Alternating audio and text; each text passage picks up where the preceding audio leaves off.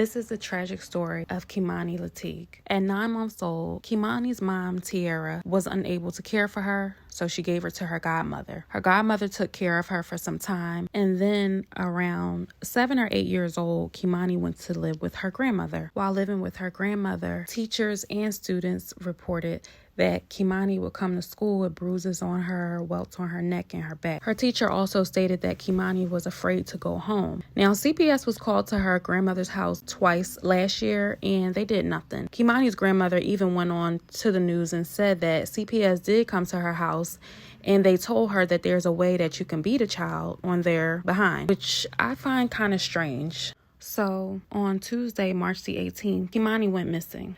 Kei'mani's grandmother reported coming home from work and she didn't see Kei'mani. She said she called her phone so many times and it was just going to voicemail. So she then called the school and the school hadn't seen her. So then she called the police to report her missing. Prior to that, Tiara, Kei'mani's mom, said that Darnell was the last person that had seen Kei'mani because he had dropped her off at her mother's house around 10 p.m. Monday night. Darnell also stated to Tiara that Kei'mani had called him right after he dropped her off around 11:30 p.m. and she said that she was really scared and she felt like someone was trying to break into the house. So Darnell said that he had came back to the house to stay with Kei'mani until she felt okay. But he said that he had to go back home because he has a newborn, so he left early Tuesday morning. Now, follow me, because Kei'mani went missing on Tuesday morning. So the police questioned Darnell, and his statements were inconsistent. On March 21st, they conducted a search party, and the police get a call from Darnell's then girlfriend, who stated that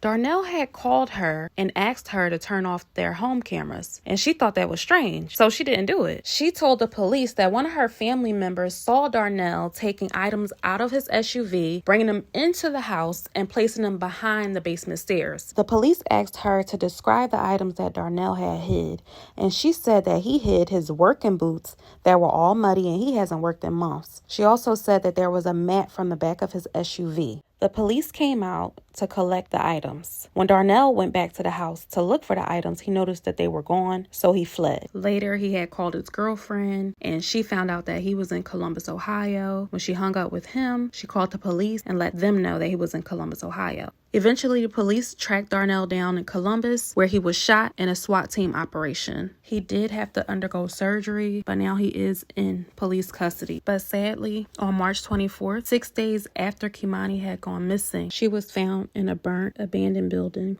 She had been SA'd. Her head was nearly and her hands were removed. At the end of the day, this wasn't just a tragedy. It was a betrayal of the deepest kind. A young girl full of life and potential was taken by the very person who was supposed to protect her. Her story is not just heartbreaking. It's a reminder that we must speak up, act early, and hold people accountable, no matter who they are. Kei'mani's name deserves to be remembered, not for how her life ended, but for the love and light she never got the chance to fully share.